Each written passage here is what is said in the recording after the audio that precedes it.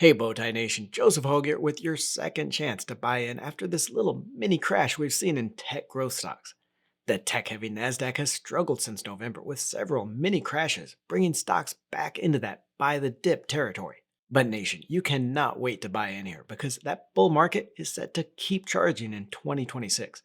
Between tax refunds expected to be thousands of dollars higher, between tax law changes that are saving companies billions of dollars and boosting profits, we are set to see another year of strong growth for stocks. That's why I dug into the numbers on 63 of the biggest tech stocks, researching growth, profitability, and earnings power to narrow it down to the top 10 stocks to buy right now. Stocks with an average 53% upside return to price targets.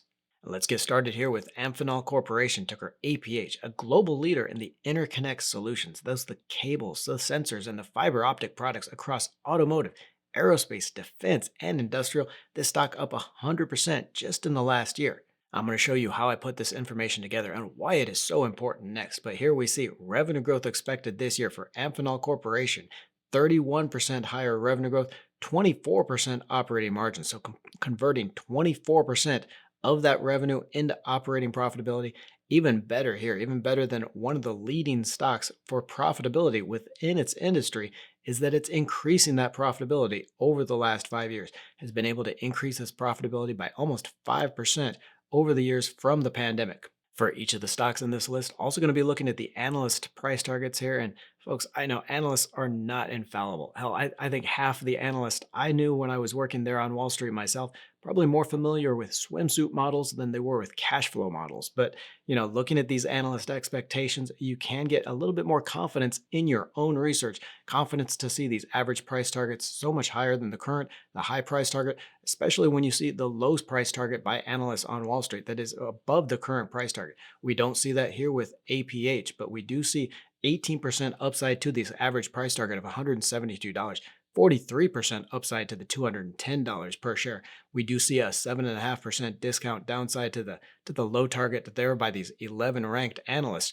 But what's important to understand also here, folks, these are 1 year price targets. Okay, this doesn't account for the longer term competitive advantages and strength in each of these 10 companies within their industry. So much higher upside over several years for these companies. That's why I also want to look at these analyst price targets just to see what kind of a 1 year estimate they have for these stocks. Also within that electronics and instruments industry there, TE Connectivity, ticker TEL, shares here up 50% over the last year. Now this one is also in the electrical connectors and components, so you might consider just one of these stocks among the two. Both of them very strong competitive advantages in that field. Growth, very good names. We see that here in the 26% revenue growth expected for the company this year, 18% operating margin. So both that revenue growth and the operating profitability a little lower compared to APH, but this stock is in a better valuation territory. Okay, so if we go here to the statistics here on Yahoo Finance, we can see some of these valuation measures.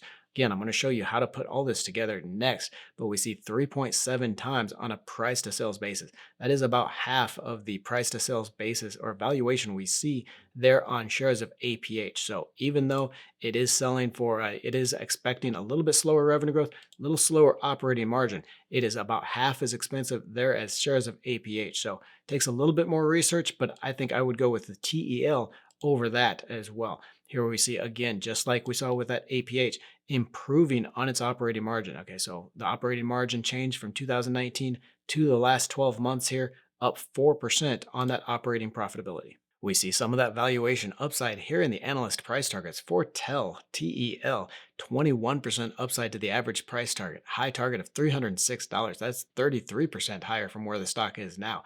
And here, exactly what I like to see. Even the lowest analyst price target there on Wall Street of 11 analysts covering this stock, 6.5% upside there to the $244 price target. Again, folks, this does not guarantee you make money on this stock. Those analysts are not infallible, but this does give you more confidence in the stocks and your own research that even the lowest price target by an analyst there on Wall Street sees real value in this stock. Now, we're just getting started with those stocks to buy, but I want to walk you through how I put this together, how easy it can be to start your own research and to find these top stocks. I started here by downloading the market cap. So the market value of all the shares in the market, the total market value of that company there, the industry within the tech sector, all these stocks in the tech sector, but very important to break it down into industry. I'm going to talk about that in a little bit. Then the margins from the Bloomberg terminal. I got all this from Bloomberg. You can get it from Yahoo Finance. You can get it from pretty much any other any site, but I got these from the Bloomberg terminal. Got the gross margin, which is the percentage of sales left over after paying suppliers, after paying production costs. Very important signal of the strength, the power a company has over its buyers as well as suppliers, some competitive advantages in that. Then I got the operating margin. Operating margin is just the percentage of sales left over after first paying those gross product costs. So the production, the buyer, the suppliers, as well as some of the operating expenses. So you've got your R&D, your marketing, your staffing, some of those other operating expenses leaves you with the operating profitability. 58% here for NVIDIA. That means NVIDIA is able to convert every dollar in sales into 58 cents. Okay, so 58% of that revenue is being converted into operating profits. Very important. Then, of course, I got the revenue growth. Okay, you can't have, it doesn't make much sense to be converting a lot of that revenue into profits if you have no revenue growth. So look for revenue growth there off Yahoo Finance, found 56.9% there for NVIDIA. Also went back to the Bloomberg data there and got the gross and operating margins over the past. Okay, so I wanted to see where that company is heading in terms of profitability. Very important. Wanted to see, okay, for pre-pandemic, how well that company is adjusting to post-pandemic business models and able to grow its operating profitability. Here we see with NVIDIA grown its operating profitability. Not only is it probably the strongest, most profitable company in its semiconductors and equipment space, it is also getting more profitable, 26% more profitable from 2019 to the current last 12 months operating margin. Once I had all that information, I broke these down into their industries, very important, and then found the top three within each of those fundamentals. Okay, so found the top three revenue growth, found the top three operating profitability, the top three for change within that operating profitability. Okay, so who's getting more profitable, who's getting less profitable? And very important that you break these down into industry because the best stocks or the best growth, the best profitability in one industry might not be the same as the best growth in another. For example, here we see with the electronic equipment and instruments, we've got average revenue growth about 20% there. So there you would have to have 26 to 51% to be really in the top tier, really have those competitive advantages, really be growing revenue faster than the others in that industry. We go down here to something like the IT services industry, much slower, other than Snowflake there, just 11% average revenue growth. So there you could have, maybe high or low double digits, maybe 20% revenue growth, still have very good revenue growth there in the IT services. Okay, very important to compare your stocks within the industry against comparable companies. That's going to show you not only, which companies are converting that higher revenue into operating profits, but it's also going to be your best clue into what companies have those competitive advantages. Okay, if all these companies in the electronic equipment and instruments industry, if they're all growing at about 20% a year, why is Amphenol, why is TE Connectivity able to grow at 26%? Why are they able to grow revenue so much faster? And it's probably because they have some kind of competitive advantage over these other companies in their branding, in their marketing, in just their power over suppliers, power over buyers. They're able to charge whatever they want and get those higher operating margins, as well as take more market share and get that higher revenue growth. Last note here before we get back to this list, notice I did not just take the highest earnings power, the highest profitability stocks. I used this as a starting point for the research before looking at the valuation, some of these other competitive advantages but this is where you need to start. These numbers that can show you which companies have those real advantages over its competitors. You start here with the companies that have the higher revenue growth, that have the higher profitability, that are also increasing that profitability. Then you go to the evaluation measures there on Yahoo Finance or there on any brokerage platform. You compare, you find which stocks growing fastest, converting more of that into profitability, into profits, as well as which ones are priced at an attractive level. First stock here into the hardware storage and peripherals industry, an industry that has just boomed over the last year on that memory shortage in the AI data center build out. Up here, Western Digital Corporation, ticker WDC, shares up 403% over the last year. You see that booming demand here in the revenue growth expected this year, almost 79% revenue growth, 25% operating profitability. And again, if you look into this, folks, you see why this has such a strong operating profitability because that memory shortage within the AI data center build out, they are able to pretty much charge whatever they want. Memory prices for memory components has gone up like 80 and 90% over the last year, just because there's such demand for in this AI data center build out. Western Digital able to raise its prices and still get that 79% sales growth. So it is converting a lot of that revenue into operating profitability. What's more, it has grown that profitability by 25% over the last 5 years. But then after that 400% upside in the stock over the last year, we do see some disagreement from the analyst community here. 16% upside left to the average price target of $307 per share. 58% upside still to the high target, but we do have a couple of bearish analysts here. One analyst with a $170 low price target is about 36% downside. So I would like to see maybe these shares come down a little bit of better dip buying opportunity. But you cannot deny the strength in that memory chip cycle, as well as just the strength within that the WDC has over its competitors. All you out there in the nation know, one of my favorite tech stocks here, Super Microcomputer, ticker SMCI, really the pure play AI server maker, and now expanding into full data center concierge services, which could boost those margins, that profitability. Really the sticking point for shares of SMCI over the last year, down 21% on this 1 year chart. But you can see here up and down from $30 all the way up to 60, up and down time and again for this stock. Extremely volatile. I'm going to show you how to reduce that volatility, how to lower your risk next.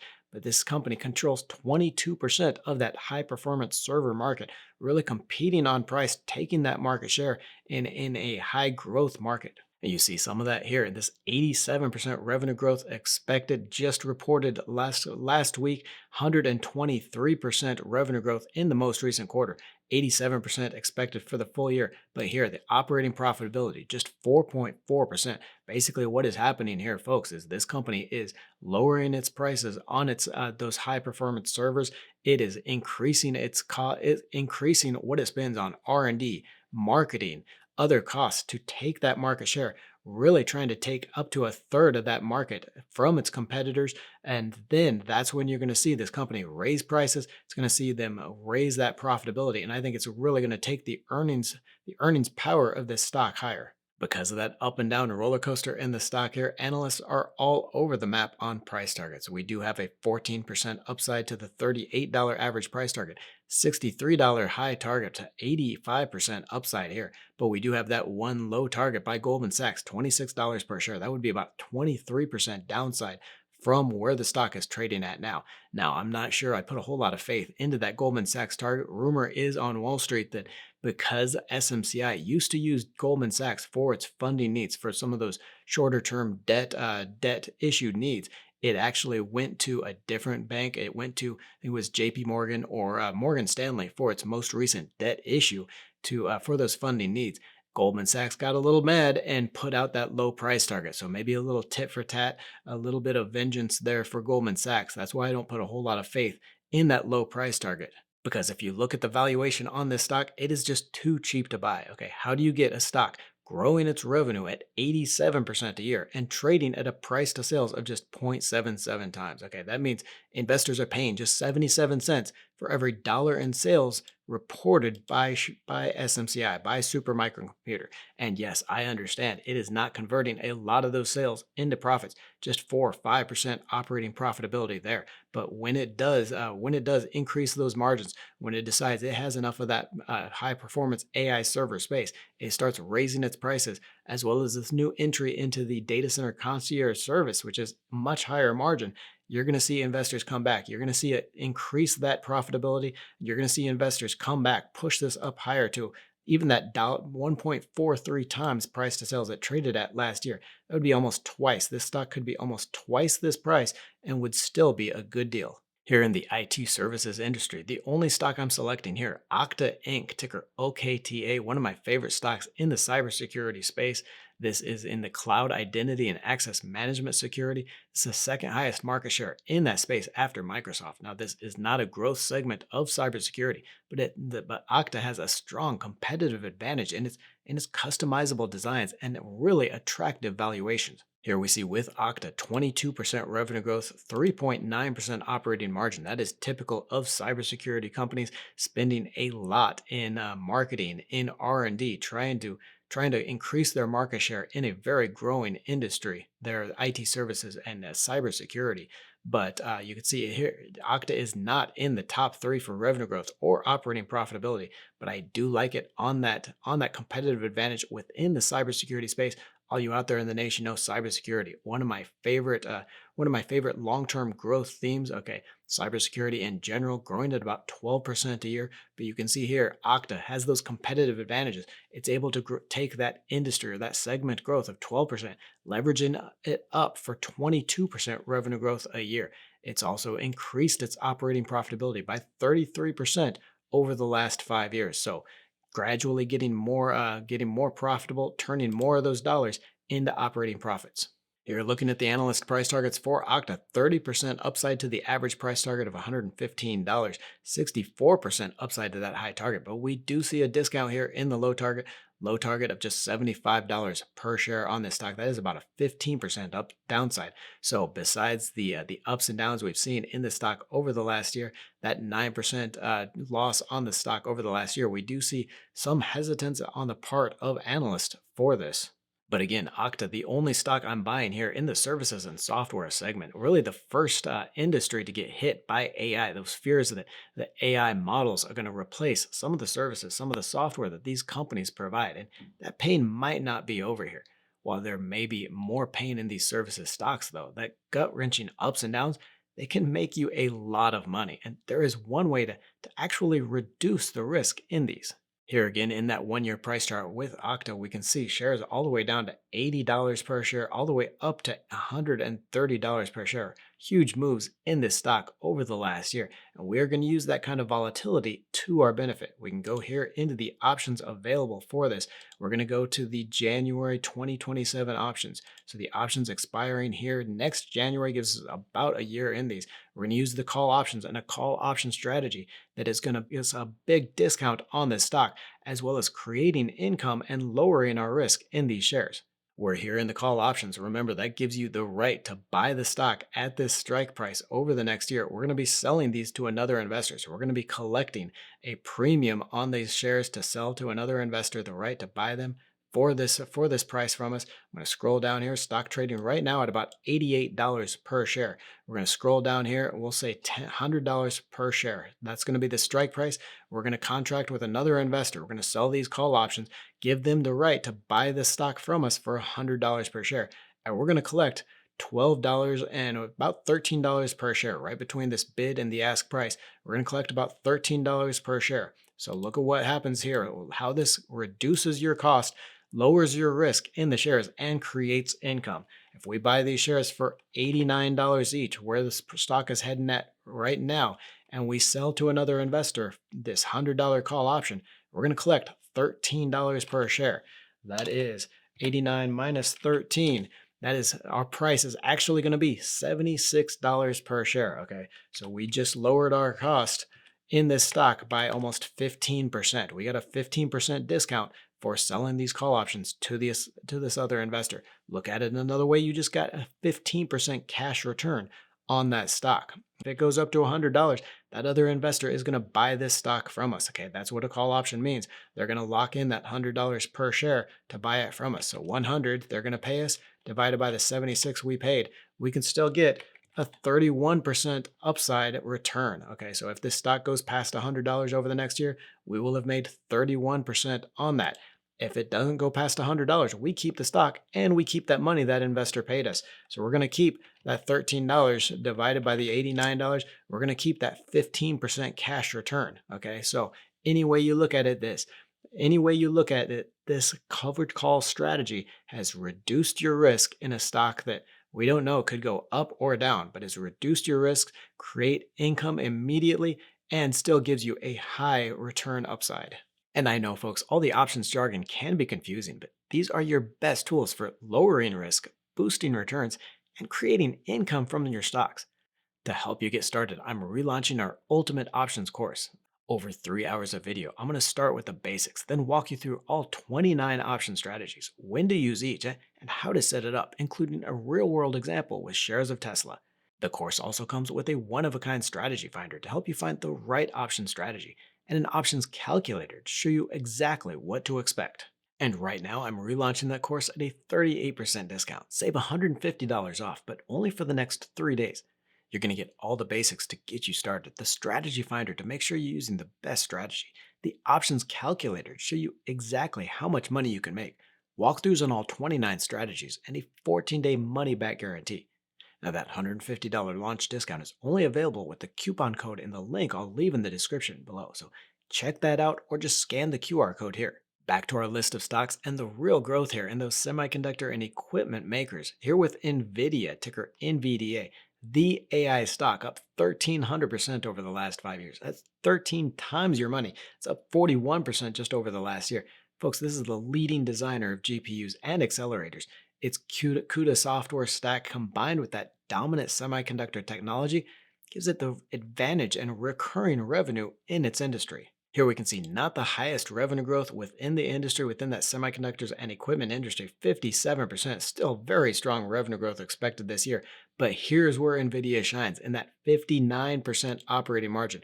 No other company within this industry converts as much of its revenue into operating profits. And it really, again, it shows you the competitive advantages, the advantages this company has over others in this industry.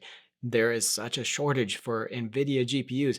It can charge pretty much whatever it wants. Okay, those Blackwell GPUs that start at $25,000 a piece. It can charge whatever it wants out of these. It can buy in bulk and squeeze its suppliers to pay less on that. All of this converting that revenue into higher operating profits.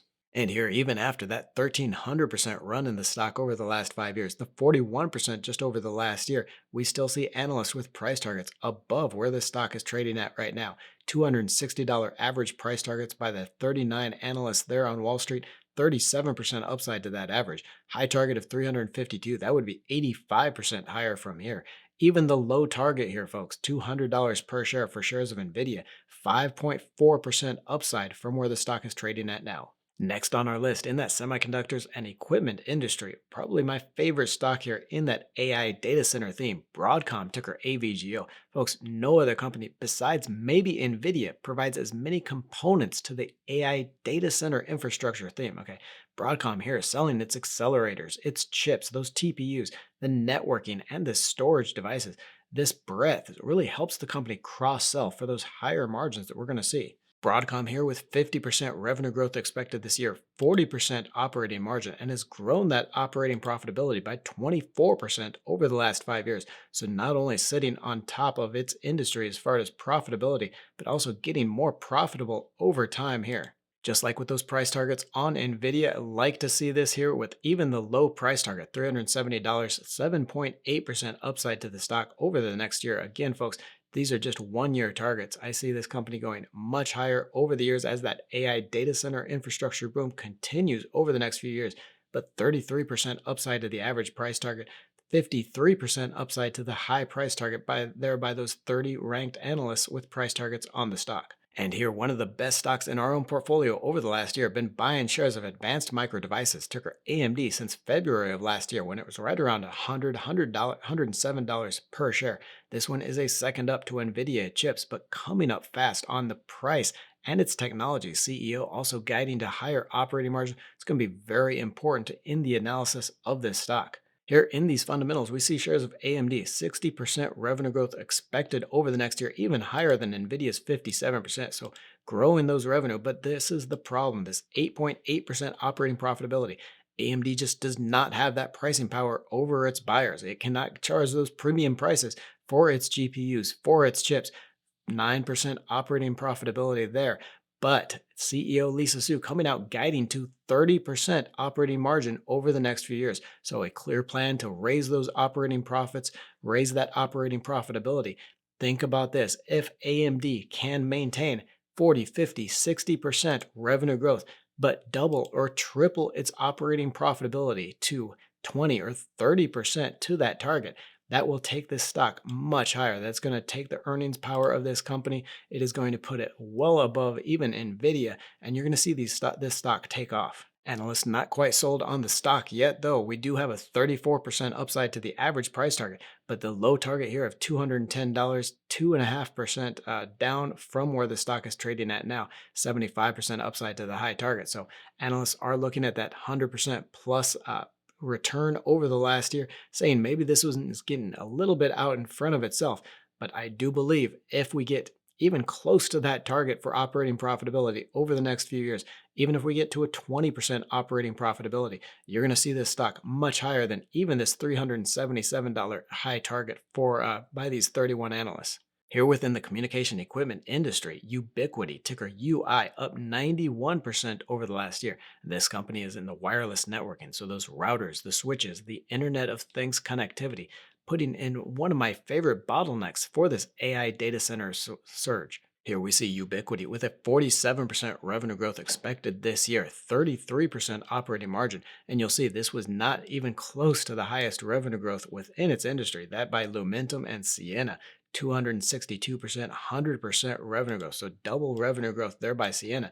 But look at this operating profitability. What good is it to grow your revenue if you're not turning that revenue into profits? Okay. If you're not able to convert hardly any of that revenue into operating profits, then it really doesn't mean quite as much to me as an investor. Here, though, we have Ubiquiti, 47% revenue growth, turning a third of that revenue into operating profits. Very important there to get that balance in your stocks. Valuation may be getting a little extended there in Ubiquiti, though, because of that 95% surge in the stock over the last year.